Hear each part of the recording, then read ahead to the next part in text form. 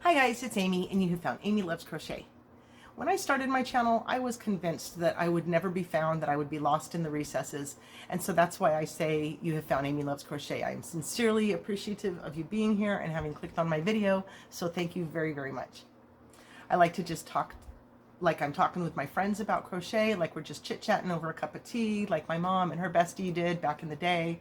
So I hope you enjoy what I chit-chat about, what I show you my completed objects or my completed projects, and sometimes I'll maybe hopefully inspire you or motivate you to use a yarn in your stash that you have that you didn't know what to do with. So today I've got a couple more wraps. As you guys may have seen, I am addicted lately to wraps. I cannot stop. And you might see that my pegboard is a little bit different. Yes, it has not been hung up yet. Yes, we are still busy with the kitchen. So yeah, I've been caking up some of my hanks, and I've got some space here. So I've been moving some things a little bit around and using some of the things that I've already got hanked up or caked up. So the first thing I'm going to share with you is where I used some of this. The colorway is called Periwinkle Paradise, and you can see just how gorgeous it is. It's one of the Yarn Bee clearance items from Hobby Lobby. This is a size 2, and it is 100% baby alpaca. It is gorgeous and soft. I can't even take it. I love it so much. So it sat here for a little while I was deciding on what to do with it. Although the colorway number is the same and the dye lots are the same, I had 2 of these and only 1 of this. I mean, you can see a little bit of the colorway difference. Like this one is really, really much darker, at least what we can see here on the outside. Places where you see similar colors, this one is much, much darker. So I did have these 2 to work with. And you knew I wanted to work on another kind of wrap. And so the first one that I found that I was going to work on was by Tamara Kelly by Moogly, and it's called Alpaca Your Wrap.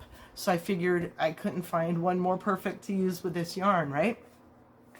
So this is the kind of thing I do. I sit and I watch her tutorials. I sometimes will work, from if they have a printed pattern. But in this case, they just have the tutorial, or, maybe they have a paid pattern. I don't know. But I watch the tutorial and I follow along and I write down in Amy jargon what the pattern is. And I got all the way through, and after row 5, when you're either done with the cakes that you're working on, or you cut your yarn, and then you tie on back to where you started and work the other direction so that the seam would be in the back, and then you come down and your 2 sides look the same. So if you normally, when you start a scarf, if you go up and it comes around, if there's like a scallop pattern or something, specific, then it's upside down on one side. And so I have seen this before where you start in that center and then work both sides down so that the sides are going to be the same. The sides that are hanging here are going to look the same as each other. And I got to that point and was like, I'm uninterested for this project right now. That's not what I was looking for. And so I got through all of this and then decided not to do it. So I may come back to that pattern at another point in time. I don't know. But I did find this one that is called an Artfully Simple Angled Scarf, also by Tamara Kelly by Moogly, or of Moogly or whatever. And this one, I started it, and kind of on maybe like row 4 or 5, I decided I didn't really care for it too much, and was I going to continue doing it, working on it or whatever. But something that I thought about, and I heard it somewhere recently within my findings, maybe from this one, yeah. So she says to be sure to work from the outside of a cake when you're working with natural fibers. Most of us a lot of us like a single center pull. And so if you cake up your alpaca or wool, like she was using some wool, oh no, that was the alpaca, sorry. That if you pull from the center, you're going to fuzzify, you're going to, agitate the yarn a little bit more than you would if you just pulled it from the outside. So that's what I did on these, which is something different for me. She chains 2, that doesn't count for anything before you start the next row. I don't like that, but I did it. You work 5 chains at a time, and then you do 2 double crochets. And so it's really loosey-goosey from the start. It's kind of, one of those that you want a little, you understand when chains belong in a project, but when it's kind of hard to hang on to and it doesn't give you a lot of stability, you know, you want your stitches in there to give you a little bit more structure to your project. So in any event, it is called the slanted simple angled scarf, Artfully Simple Angled Scarf. And so as you can see, it kind of goes at an angle. On one side, you're always doing two together, and on the other side, you're always increasing. So it doesn't sit rectangular with the bias stitch like my previous ones that I've been working on. That slanted shells one, the wrap itself is a straight rectangle, but then the design inside of it is going at an angle. With this one, your sides are, it's like a, what's that shape? You know, like the rectangle that just leaned on its side a little bit. So your edges are at a side. So I really think that it worked up nicely as far as giving your, you know, your coverage there. I like the way the color, am I twisted? I think I'm twisted. The way the color worked up together, you know, you can kind of see it from the cake how it's going to look, but here's, you know, just different blues and the purples and then that little bit of brown. It's so soft. I can't get over that. But it's kind of hard to see it unless it's laying down flat. But, oh, so I put tassels on, and that's part of my question. I only put them on one side so far because I don't know if I like it or not, because the edge of it is angled. See, okay, I'm going to show you this as best I can. This side sits up higher, so then this side sits down, so it's kind of at an angle like this. I can't see through my work here. So it sort of sits on an angle like this, which is cool, which could be groovy. I forgot a tassel over here. But then do you cut these even? Do you cut the bottom of the tassels even? Or do you give them the slant, the same slant that this does? I don't know. The tassels were still a question for me. And I'm not, you know, I like it. I'm just not in love with it. And I love to love my work. I love the softness. I love the colorway. I've been waiting to use it for a couple of years now. Let's show you a side without the tassels work. So see, it kind of sits at an angle like this. And it looks kind of naked after I added the tassels to the other side, but I just don't know if I like them.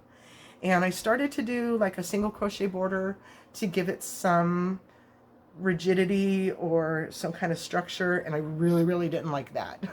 So it's going to have no border, no single crochet border. I can't decide whether I like the tassels or no tassels. I'm not really a tassel guy, so I'm trying to be a tassel person, you know. I don't know. Let me know what you think, what you would think on this angled scarf, on this angled edge. How would you just leave it naked, or, you know, no border, no extras? I don't know. I'm still thinking about that. So, like I said, I have, you know, this one that's a little bit darker. So if I'm going to do something, maybe this will be like an accent to it, like a border or some stripes in between or something like that to sort of mix this one in with this one. And they say that a lot too. If you're going to be working with skeins of yarn that are hand dyed like that, you should disperse them throughout the project so that you don't see like this super dark next to the super light one. I haven't had to do that up to now. Maybe in some of them I should have, but I have not. So again, you know, the width, I thought I wanted it a little bit wider after I kind of guessed how long I wanted it. Maybe I should have gone a little bit wider to it, but then I would have had this as a third cake to go into it, and you would have seen the color work, or the color way difference, because I didn't do that from the beginning. Anyway, okay, so that's that one, and that's that one. So one of the other things that I wanted to share with you guys is that I'm frogging this thing. I had started this, I showed you this before. Whoops. I made it with, this was bare yarn from Knit Picks that I dyed myself with drink mixes like Kool-Aid and stuff. And this is 100%, no, it's 75% superwash merino and 25% nylon, the Felici yarn. And so I showed this to you before. It's called the Thank You Shawl. And I didn't look through the pattern before I started, and there are quite a few back loop only rows, and it was driving me crazy. So I got through that and then got to a point where I was off. I don't know what happened. I miscounted or something was wrong, and I had to frog like a whole bunch. So I got back to this part, you know, I frogged it down to here and said, well, I'm going to redo it. Forget about it. I'll put the picture in here. It, you know, it sparked my interest at first, but because of this one colorway looked similar to this colorway, but I'm just not feeling it. And if you're not feeling it, then just don't do it, you know, and give yourself the permission to go back and start over with something different. So that's what I'm going to do with this. Hopefully, you know, if you guys have got that perfect pattern in mind for me to work with this, I have 436 yards of this one weight. Let me know what you might do with it, seeing how your colorway, how that colorway plays out. What would you do with that? A couple of the wraps that I have done recently sort of made me, when I saw the pattern for this one I'm going to show you now, I sort of felt like it was a combination of these two patterns. So I don't remember what they're called right off the top of my head either. I'd have to go back through and look. But so this one is sort of this beautiful double crochet spaces, skip some, chain some, like these, and then it had the solid rows in there that I love as well. Look how pretty. This is that unique. I love it. So if this scarf or wrap or whatever, and this one had a baby, see how the edges are like you leave some rows unworked when you do the next one, so it has this kind of step pattern. That's what this one has, and it is gorgeous. I dropped it. Where did it go?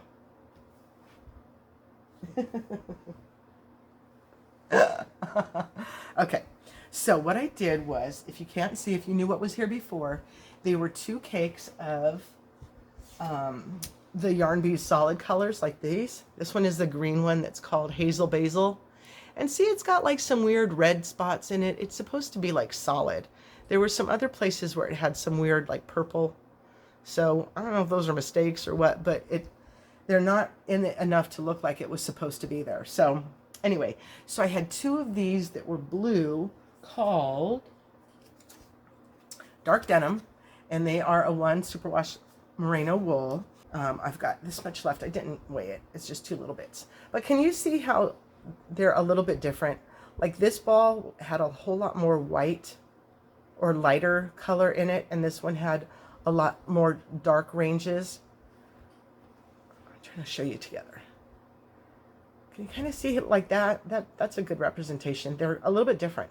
So it wasn't like I could use them in a one weight and, you know, do 2 together so the top half would be a little bit darker than the bottom half or whatever. I didn't want to do that at all. So I knew that for this pattern I was going to do so, for this yarn, I wanted to do something where I was holding the yarns together. So this is holding 2 strands, and there's 420 yards to them.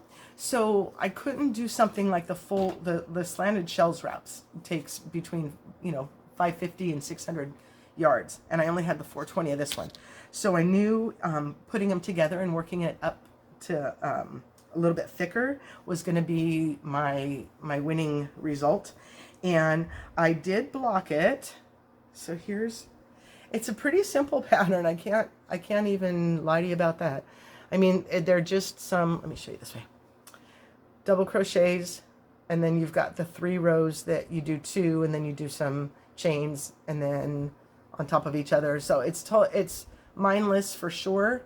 And then as you go, you start on the corner here. You leave on the solid row, you leave 4 unworked. So then that's what leaves these little steps like that. So each one has like this little step up. And it is absolutely gorgeous. So this I just blocked this morning to give to show the little step ups. And you can see it there. And then this end, I didn't have enough padding to do my blocking. So there's what you get if you don't block it. It's all just roundabout on itself, and the little steps don't lay down. So you do, this is one that you want to block, but I blocked it this morning and then sprayed it, and it took just like 2 hours or so. It was just a couple of hours before it was dry enough and held its shape. So these I think are just so pretty because you can wear them so many different ways. And wanting to wear that, you know, so that that shows is really, I think, how you can show the scarf off the best. And now again, this side wasn't, I think their picture is a really good one, but I didn't have enough mats to block that tail end, and that's the one that you kind of want to see, or you'd be able to see nicely hanging there, you know. So I have two of this one. This one is called Lavender Dusk, and see how gradient the yarn goes from like super dark purple to the super light. I think that I would have to put them together the same way that I did with this. It kind of is giving me that same flavor, but I didn't know if I wanted to do the same pattern again. You know, it's tough to not do what, I don't want to say an easy pattern, but when you want to just book through something, you don't want to give it a whole lot of thought, but I don't want to do the same thing over and over and over again. So I thought this was a really, really pretty one that might, a solid shirt might show it a little bit better without all the color changes, but I don't know. I just really, really like this one. And the blue was just so gorgeous when I bought it. I knew I was just going to love whatever it made. Here's my arm coming off here. So yeah. I will continue to look for something else to work with this. In the meantime, I think I need to step away from the skinny stuff for a little bit because I'm kind of, you know, I worked through I had a bug in my bonnet to work with a lot of my fingerings and to work with my pegboard and things like that, get myself situated a little bit. But I've got quite a bit of this yarn, this Bloom Chunky. So I kind of wanted to start working up some hats with that because I was reintroduced to the love of this yarn. I made my granddaughter a hat that she wears, that she wore last Christmas or winter time, and now she's been pulling it out again. And I just think it's really, really cute. So I want to work through some of this. I've got some different colors. I thought this was a really good one too. This one is called Wildflower. This one is called Bluebell. And then I've got this great one as well, Poppy. And there's some blacks and reds and, you know. And then this is the yarn that's got that like flowering effect. This is knit. I always get discouraged by seeing the knit on there. That's not what crochet is going to look like, but it shows you the little striping or the flowering that's going to happen if you worked that pattern that way. So I'll get some hats made up with this, hopefully get it in my little care package for K&K Crochet to get their Bumblebee Mountain Outreach. You guys, they've had such a great turnout from that. I'm so happy for them, and the YouTube community has just opened their arms for them. So yay, and my package will be going out soon, KK, I promise. And tile got started, so it was a whole lot dustier in here, and I said I might go out to the RV to work on a video or two, and he's outside cutting tiles, so I had to keep intermittently stop talking while he would to cut the tile. And so I decided just forget it, start back over today and come inside the house in the morning and get something done inside. All right, guys, thanks for putting up with my craziness this last couple of weeks, and it looks like we got another couple of weeks to go. They're not laying the tile as quickly as they thought that they might, so I will get crochet projects going, and tell you all about them as I can. Thank you so much for sitting with me today. Have a wonderfully blessed day, and please do come back and see me again. Thank you so much. Bye-bye. So these I think are just so pretty because you can wear them so many different ways, you know, and I'm trying to show the